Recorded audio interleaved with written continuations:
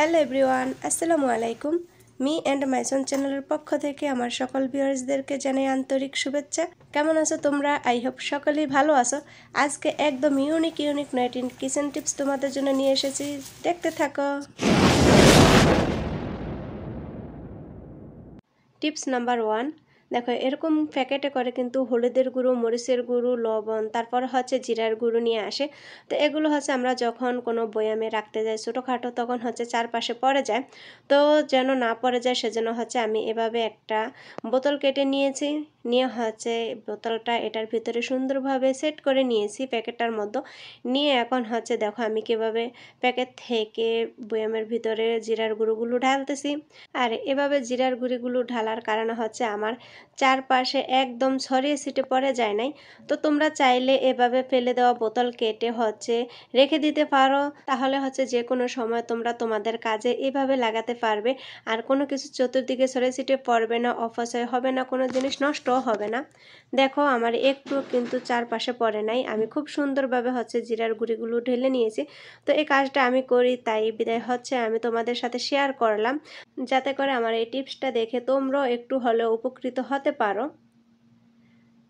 Tips number 2, দেখো ভাত আমরা রান্না সবাই করি, ভাত ঝরঝরে করতে তোমরা চাইলে এর ভিতরে 1 চামচ সয়াবিন তেল বা 1 টুকরো লেবু চিপে দিতে পারো। তাহলে হচ্ছে তোমাদের ভাতটা একদম সুন্দরভাবে পারফেক্ট ঝরঝরে ভাত হবে, এটা হচ্ছে লাসা হয়ে যাবে না।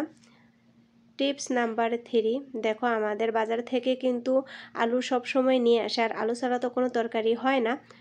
বাজার থেকে কিনে নিয়ে আলুর ভিতরে কিন্তু প্রচুর পরিমাণে মাটি থাকে, তারপরে হচ্ছে অনেক সময় দেখা যায় আলুগুলো নষ্ট হয়ে যায়, পচে যায়, তারপরে এর ভিতরে পিঁপড়ায় ধরে। তো তোমরা চাইলে বাজার থেকে কিনে নেওয়া আলুগুলো এভাবে পলিতেই একটা রাবার ব্যান্ড লাগিয়ে তারপর হচ্ছে সুন্দর মতো পলিটা চারপাশে পেঁচিয়ে রেখে দিতে পারো, এতে করে দেখতেও সুন্দর লাগবে। আর হচ্ছে এর ভিতর থেকে তোমরা আলুটা বের করতে পারবে। আলুর ভিতরে যে মাটিটা থাকবে সেই মাটিটা কিন্তু তোমাদের ঘরে পরে ঘর নোংরা হবে না। তো তোমরা চাইলে হচ্ছে আমার এই সুন্দর টিপসটিও ফলো করতে পারো। দেখো এভাবে রাবার ব্যান্ড পেঁচিয়ে রাখার কারণে কত সুন্দর লাগতেছে। আর এভাবে করলে আলুগুলোকে হচ্ছে যে কোনো একটা কর্নারে সুন্দর মতো রেখে দেওয়া যাবে। টিপস নাম্বার 4, দেখো হাটে বাজারে শপিং মলে যেখানেই যাই না কেন আমরা কিন্তু সবাই ভ্যানিটি ব্যাগ ইউজ করি। তো ভ্যানিটি ব্যাগ ইউজ করলে হচ্ছে বাজারে যে পরিমাণে চোর, তো আমাদের ভ্যানিটি ব্যাগে কিন্তু অনেক মূল্যবান টাকা পয়সা, তারপর হচ্ছে গয়না, তারপর হচ্ছে মোবাইল থাকে, অনেক দামি মূল্যবান জিনিস থাকে। তো তখন প্রায় সময় দেখা যায় যে ছিনতাইকারীরা হচ্ছে আমাদের ভ্যানিটি ব্যাগ থেকে আমাদের টাকা পয়সা চুরি করে নিয়ে যায়। তো এভাবে যদি একটা সেফটি পিন ভ্যানিটি ব্যাগের ভিতরে লাগিয়ে দেওয়া যায়, তাহলে কিন্তু আমাদের ব্যাগটা সেফ থাকে। টিপস নাম্বার 5, আমরা কিন্তু আমাদের বাসায় রুটি মেকার, পিঠা মেকার, তারপর হচ্ছে আয়রন ইউজ করে থাকি। তো এইগুলো ইউজ করার পর হচ্ছে এগুলোর সাথে যে তারটা থাকে সেই তারটা হচ্ছে পাশে এইভাবে ছড়িয়ে পড়ে থাকে। তো এভাবে ছড়িয়ে না রেখে তারের সাথে যে ছোট্ট একটা তার তোমরা চাইলে এই তারটা রেখে দিতে পারো। আর তারপর হচ্ছে তোমরা তোমাদের আয়রন মেশিন বা রুটি মেকারটা কাজ করার পর এভাবে তারটা দিয়ে সুন্দরভাবে পেঁচিয়ে মুড়িয়ে রেখে দিতে পারো। আর এই তারটা যদি তোমরা রেখে দিয়ে না থাকো, তাহলে হচ্ছে তোমরা চাইলে এর ভিতরে একটা রাবার ব্যান্ড দিয়ে এটা তারটাকে সুন্দরভাবে গুছিয়ে এভাবে সাইডে রেখে দিতে পারো, তাহলে দেখতেও সুন্দর লাগবে। টিপস নাম্বার 6, দেখো মোবাইল চার্জ দেওয়ার পরে হচ্ছে আমরা চার্জারগুলো প্লাগ থেকে খুলে এভাবে ফেলে রেখে দেই, এতে করে হচ্ছে আমাদের অনেকটা জায়গা জুড়ে পড়িয়ে থাকে বা দেখতেও ভালো লাগে না। তো তোমরা চাইলে এরকম ছোট ছোট রাবার ব্যান্ড দিয়ে তারগুলো সুন্দরভাবে পেঁচিয়ে নিতে পারো।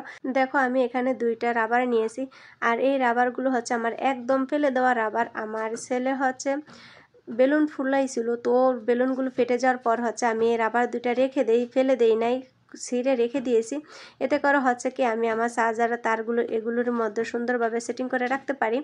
তো তোমরা চাইলে এরকম ফেলে দেওয়া জিনিস দিয়ে হচ্ছে চার্জারগুলো সুন্দরভাবে সাজিয়ে রাখতে পারো, অথবা তোমরা তোমাদের রাবার ব্যান্ডও ইউজ করতে পারো, বা টাকার যে রাবারগুলো আছে ওই রাবারগুলো হচ্ছে তোমরা চাইলে ইউজ করতে পারো। তো এখন আমি চার্জারগুলো যেখানেই রাখি না কেন খুবই সুন্দর লাগবে। তো তোমরা চাইলে আমার এই সহজ সরল টিপসটিও ফলো করতে পারো। আমার টিপস নাম্বার 7, দেখো আমি একটা ঝুড়ি নিয়েছি। তো ঝুড়িটাতে কি করব সেটাই তো ভাবছো। অপেক্ষা না করিয়ে বলে দিচ্ছি, ঝুড়িতে হচ্ছে আমি রসুন রাখবো। তো আমি হচ্ছে অলরেডি ঝুড়ির ভিতরে রসুন নিয়ে নিয়েছি, আর এখন নিয়েছি হচ্ছে একটা ফেলে দেওয়া পলি ব্যাগ। তো রসুনের ঝুড়িটা হচ্ছে আমি পলি ব্যাগের মধ্যে বসিয়ে নিব। দেখো আমি কিন্তু বসিয়ে নিয়েছি, নিয়ে এখন হচ্ছে আমি এটাকে সুন্দর করে ডেকোর করব। আর এর জন্য হচ্ছে নিয়ে নিয়েছি আমি একটা ছুরি পুরাতন। তো এই ছুরি দিয়ে হচ্ছে পলিটার ভিতরে ঢুকিয়ে নিব, নিয়ে সুন্দরভাবে চারদিকে পলিটা ছড়িয়ে তারপর হচ্ছে নিচে দিয়ে আমি একটা গিট্টু দিয়ে দিব। একটু দেখো তোমরা, আমি হচ্ছে সুন্দরভাবে ছড়িয়ে নিতেছি। এখন হচ্ছে নিচে দিয়ে একটু গিট্টু দিয়ে দিব, দিলে হচ্ছে পলিটা সুন্দরভাবে সেট হয়ে যাবে। আর এতে করে আমার রসুনগুলো ছড়ে ছিটে থাকবে না, তাছাড়া ফ্যানের বাতাসে বা এসির বাতাসে রসুনগুলো শুকিয়ে যাবে না। আর এটার ভিতর থেকে সুন্দর করে একটা একটা করে বের করে আমি রসুনগুলো ইউজ করতে পারবো। দেখো দেখতে কতটা সুন্দর লাগতেছে এবং ইউনিক একটা টিপস আমি মনে করি। আর এভাবে রসুনগুলো আমি যে কোনো জায়গায় রাখতে পারবো। টিপস নাম্বার 8, দেখো অনেকেই কিন্তু আমার জাম্বুরা কাটার ভিডিও দেখেছো, কিন্তু আমি সুন্দর মতো জাম্বুরা কাটতে পারি না। যেভাবে জাম্বুরা কাটি এভাবে কিন্তু অনেক সময় লেগে যায় খোসা ছাড়াতে, দেন হচ্ছে জাম্বুরা থেকে কোষ বের করতে। আমার কিন্তু অনেকটা সময় লেগে যায়। তখন আমি ভাবলাম যে এভাবে জাম্বুরা না কেটে কোনো সহজ পদ্ধতি আছে কিনা জাম্বুরা কাটার। দেন হচ্ছে আমি ইউটিউবে সার্চ দিই, সার্চ দেওয়ার পরে হচ্ছে আমি জাম্বুরা কাটার এই সুন্দর এবং সহজ টিপসটি পেয়ে যাই। আর এইভাবে জাম্বুরা কাটার পদ্ধতিটা আমার কাছে ভীষণ ভালো লেগেছে। তো দেখো জাম্বুরাটা হচ্ছে আমি দুই পাশ থেকে কেটে দেন হচ্ছে মাঝখান দিয়ে কেটে ফেলেছি। তারপর হচ্ছে দেখো দুইটা টুকরা করে এর মাঝে দিয়ে আমি হচ্ছে কেটে নিয়েছি। আর এভাবে দেখো কত সুন্দর এবং সাবলীলভাবে জাম্বুরা কিন্তু খুলে নেওয়া যায়। দেখাচ্ছ কত সুন্দর এবং খুব তাড়াতাড়ি হচ্ছে আমি জাম্বুরাটা কেটে ফেললাম। তো আমি ভাবলাম যে আমি যেহেতু এত সহজ পদ্ধতিতে জাম্বুরা কাটা শিখে গেছি, তো এটা যদি আমি আমার ভিডিওতে দিই তাহলে হচ্ছে আমার বন্ধুরা দেখেও অনেকটা উপকৃত হবে। টিপস নাম্বার 9, রসুন তো আমরা সবাই খাই কম বেশি, শাক রান্নাতে, ডাল রান্নাতে, দেন হচ্ছে তরকারি রান্নাতে কম বেশি আমরা সবাই কিন্তু রসুন খাই। কিন্তু রসুন খুলতে, রসুনের কোষ খুলতে কিন্তু অনেক কষ্ট লাগে, অনেক সময় সাপেক্ষ। বা আমার হচ্ছে একদম নখ পাতলা, দেখো আমার নখের উপরের অংশটা হচ্ছে উঠে যায়। আমি মাছের আইস সরাতে গেলে বা রসুনের খোসা ছাড়াতে গেলে হচ্ছে আমার এরকম নখের উপরের অংশটা উঠে যায়।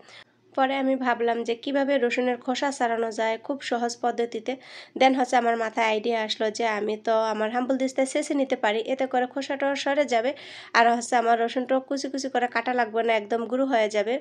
তো তোমরা যদি চাও এই পদ্ধতিটি ইউজ করতে পারো, বা একটা ফলির ভিতরে হচ্ছে রসুন নিয়ে তোমরা পাটার যে পুঁতা আছে পুঁতা দিয়ে ছেঁচে নিতে পারো। এতে করে হচ্ছে তোমরা খুব সহজে রসুনের খোসাগুলো ছাড়িয়ে নিতে পারবে। দেখছো রসুন আর খোসা হচ্ছে আলাদা হয়ে গেছে। এতে করে রসুনগুলো আর কুচি কুচি করেও কাটার আলাদা একটা ঝামেলা থাকে না। আর আমার মতো যাদের নখ পাতলা তাদেরও কোনো সমস্যা হবে না।